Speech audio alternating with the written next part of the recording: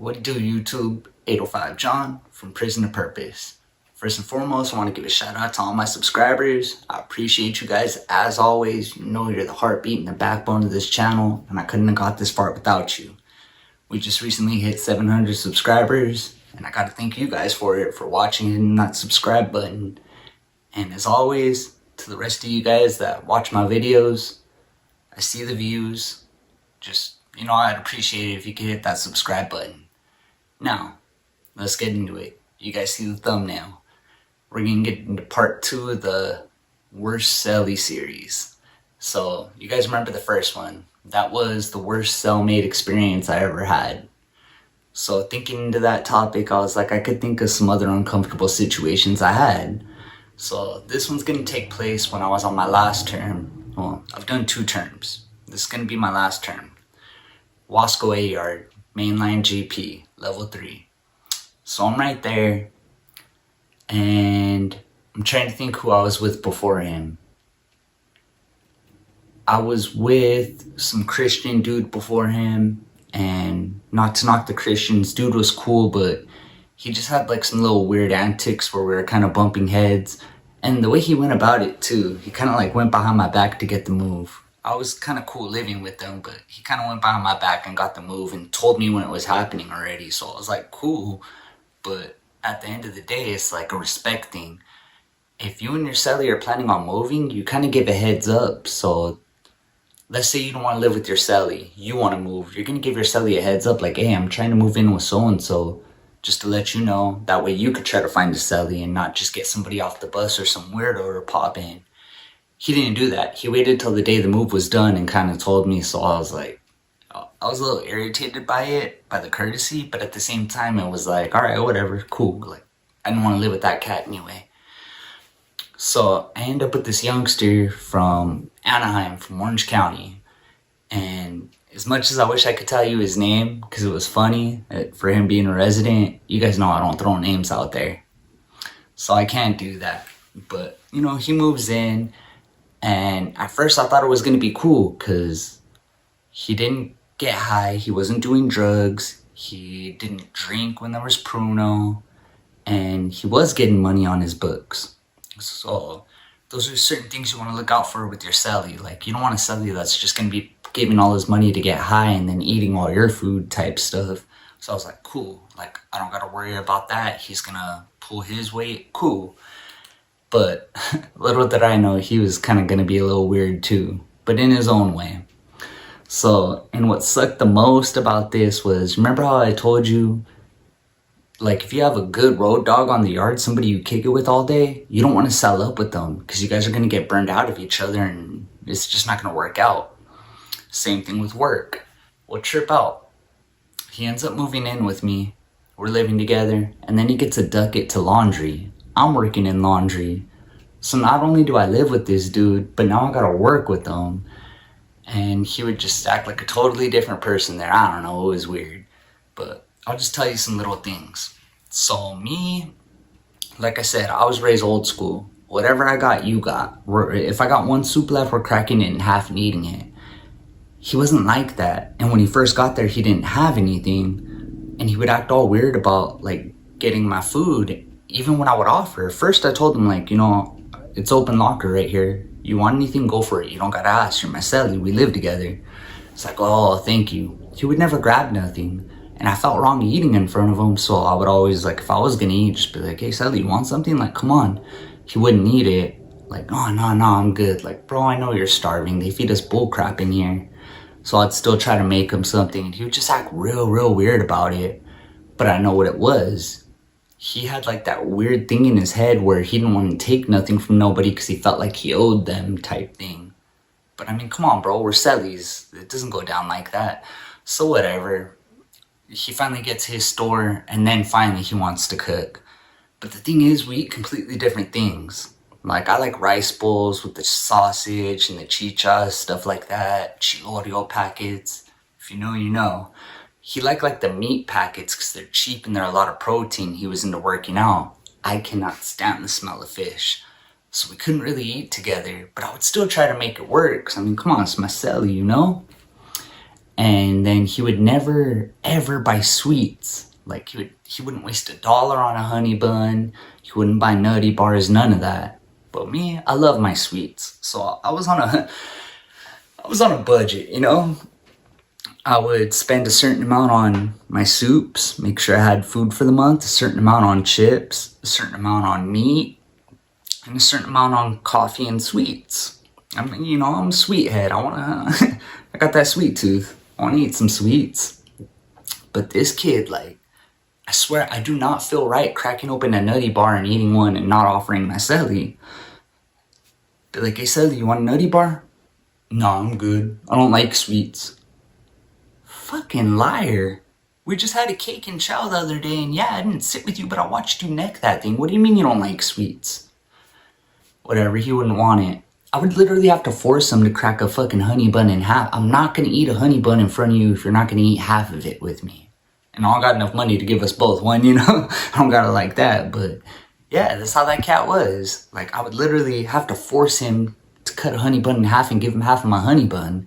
And he would just act so weird about it, and I would have to play stupid with him, like, well, if you're not gonna eat it, it's just gonna go to waste, I'm not gonna touch it. And again, that was because I don't feel right eating something in front of my celly and not breaking him off. But then, I understood why he was like that. Finally came a month where my money didn't land. But the good thing about me is, I didn't depend on anybody out there. Because I worked in laundry, I had a hustle. See, the thing about Wasco Laundry, it's a PIA job, which means Prison Industries of America. And we don't just do laundry for Wasco, we do it for Kalinga State Hospital, for Delano, North Kern. Like, we do a different couple of facilities, and especially Kalinga, that was the moneymaker. They get street clothes there, they get these SD cards for their phones, and a lot of time they'd have that nasty stuff on there. So my point with that is, like, you know, my hustle was, if I came up on any of that, like Pro Club shorts, black ones, like what I'm wearing now, stuff we can't have there, I'd bring it back with me and I'd sell it on the tira. And my main hustle was bleach. I'd fill up a bottle of bleach, like not a water bottle, I'm sorry, like a shampoo bottle of bleach, and then I'd bring it back to the yard and I'd pour it into 4 different shampoo bottles. I keep wanting to say water bottle. And then I would dilute it with water, and not to be grimy, but the thing was, it was industrial bleach, so that stuff will burn through your clothes if you just put it straight on your clothes.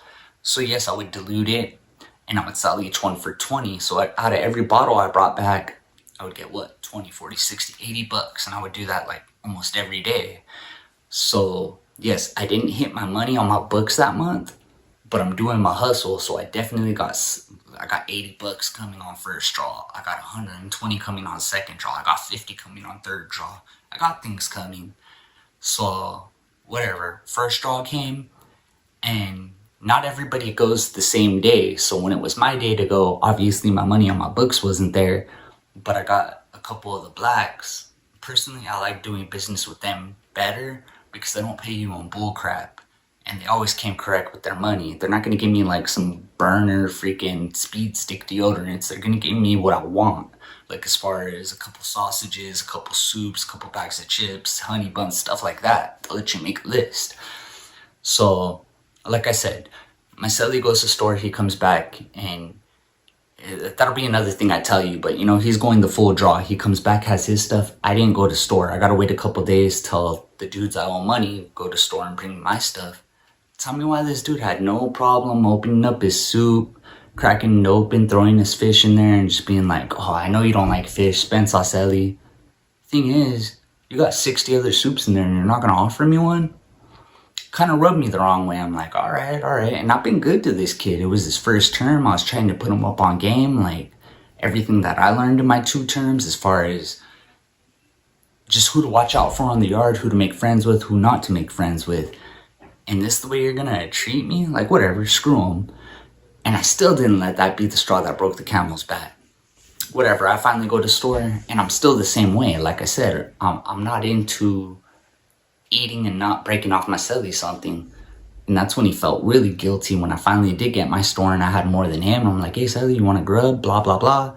Oh, no, I'm good. And then I would have to make burritos and force him to eat one because I had like a really cool hot plate. So I'd put it under my bunk. I had the bottom bunk, and I would cook the chilorio on there, fry the burritos. Like, I'd make some banger burritos in there. And I would have to force him to eat it. And at that time, I knew it was because he felt bad that when I didn't have anything for those couple days and he did, he didn't offer.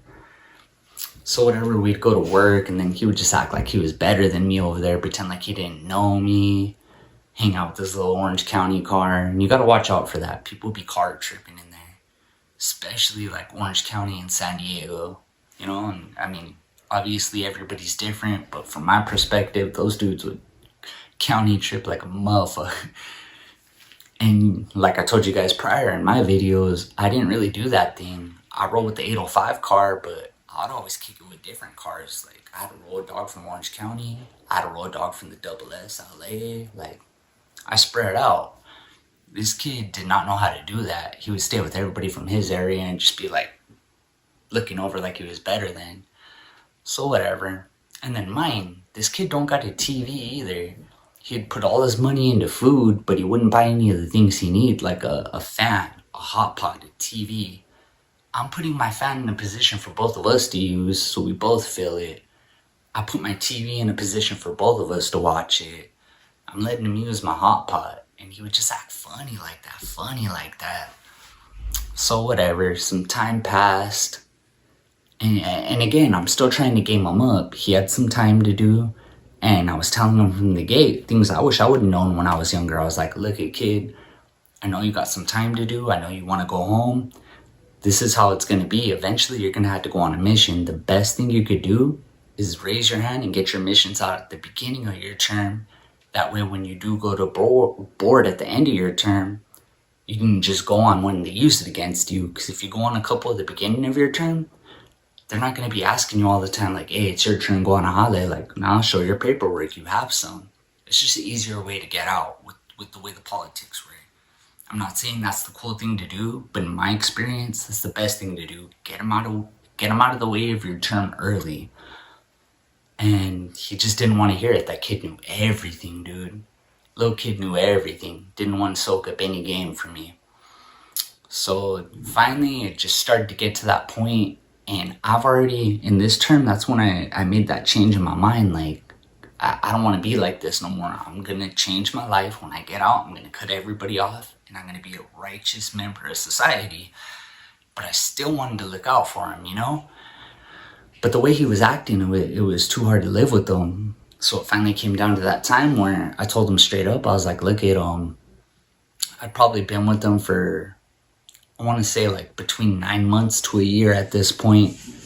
And I was like, look at Celly, we don't get along the best. I was straight up with them. I was like, we don't get along the best. It feels uncomfortable being in here. I know if I'm feeling it, you're feeling it. So I'm going to be moving. And I told him the day that I thought of it before I even put in a move. I was like, so if you could think of anybody that you want to move in here, go ahead and do it. If you're against it, let me know. We could try to figure it out. But if not, I'm going to be moving. This kid didn't even argue it. It was like, oh, okay. So whatever, I ended up getting my move. I ended up moving with the mesero that was upstairs. Because I wanted to end off my term good where I didn't have to worry about anything. And if, you know, as stupid as it sounds, I know if I live with one of them, I'm not going to be asked to be going on a mission. They're not going to bug me about bull crap because I live with him. And that's really the way it goes. This kid moves in, some other youngster from Orange County that don't have nothing. Now they're both in there with no TV, no hot pot, no fan.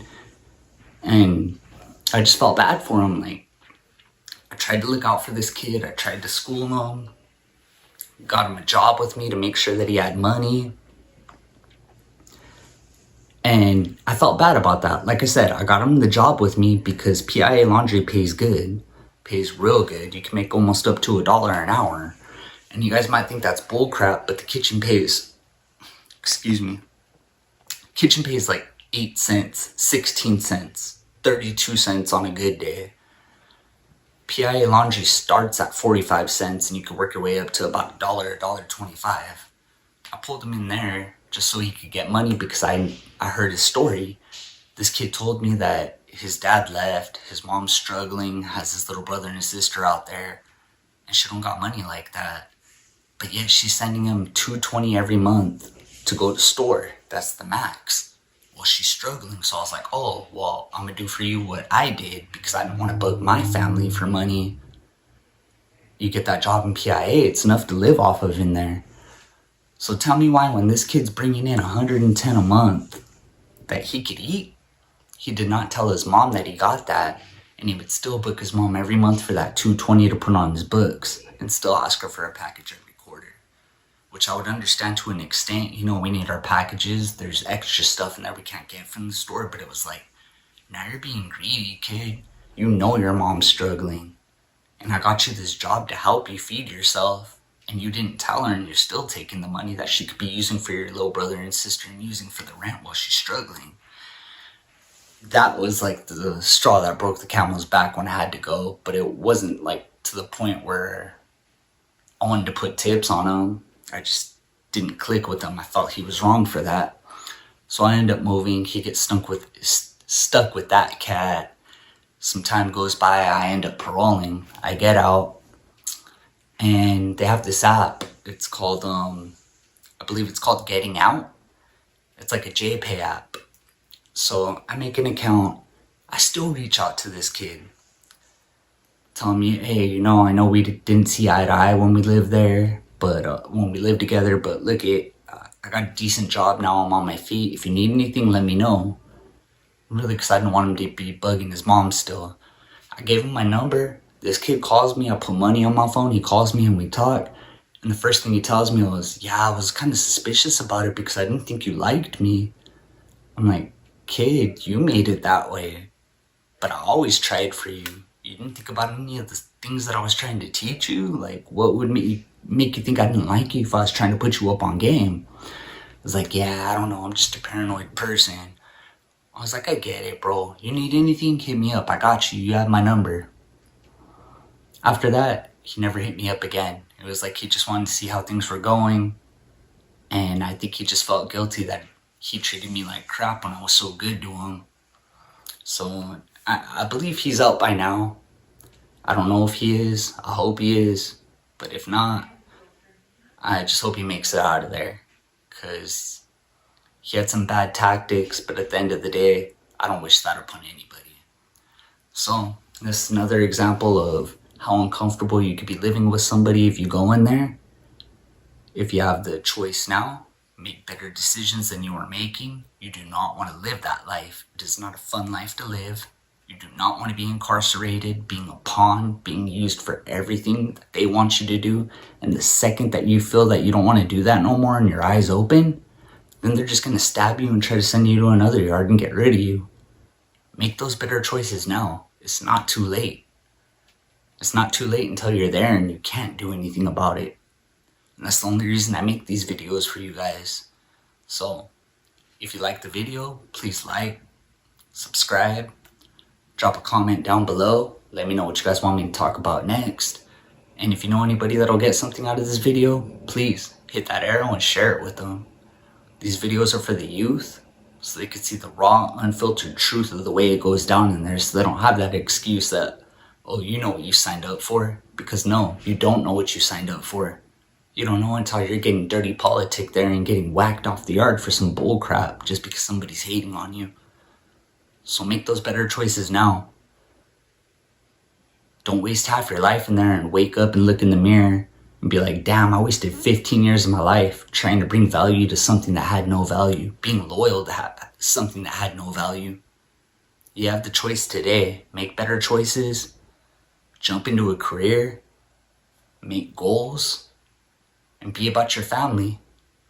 I tell you guys all the time, I could count on one hand in the 11 years I did that any of my homies answered a phone call, gave me money, or gave me a package. I cannot tell you how many times my family did. Don't worry about what they think about you. Worry about what your family thinks about you, because that's what it's all about. So I'm going to end on that note. Until next time, guys, it's 805 John from Prison to Purpose. Like, subscribe, comment. You guys have a blessed night, and I'll see you tomorrow. Thanks. Peace.